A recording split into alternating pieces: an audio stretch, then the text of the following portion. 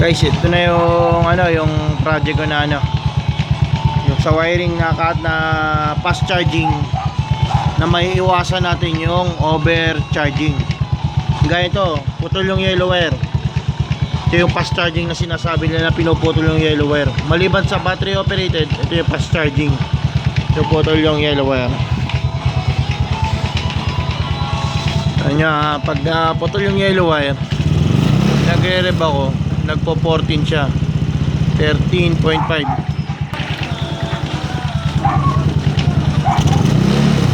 yan 14, nagpo 14 siya na wala kang load.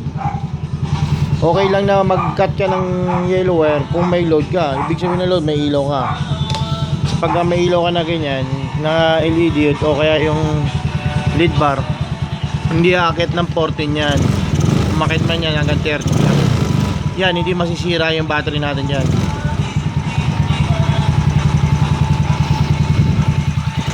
Ayan, hindi siya umakit ng 14 para mag-overcharge. Kaya papatay ko yung ilaw.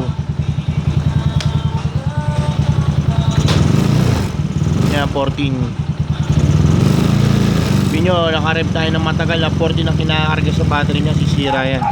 Sira ng battery yan. Ngayon punta tayo dito sa sinasabi kong yellow wire na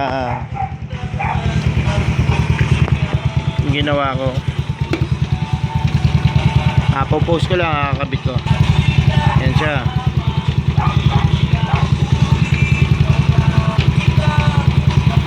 Yung yellow wire nakakonekta yan dito sa device na to. Ito yung switch na pag nagbukas yung ilaw, automatic putol to.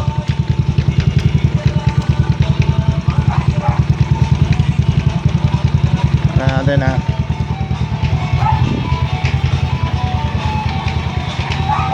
yan, nakakabit yung yellow wire. Nandiyan na lang siya.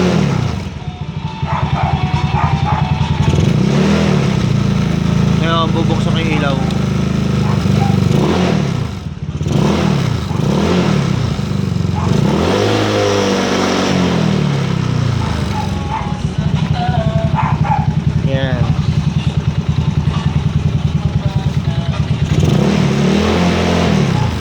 Siya na yung 40 na matagal ka kanina. Nanyo kapag tatanggalin ko to.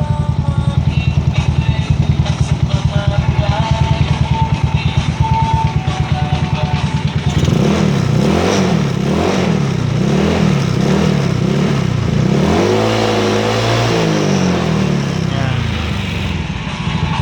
Makailaw. Pag walang ilaw, makabot pa ng 15. Diba? Pero kakabit natin to.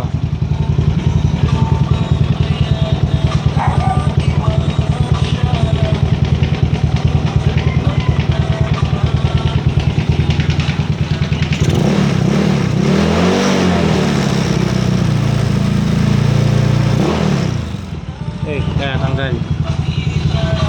Yan. Okay na. Kaya ayusin ko pa.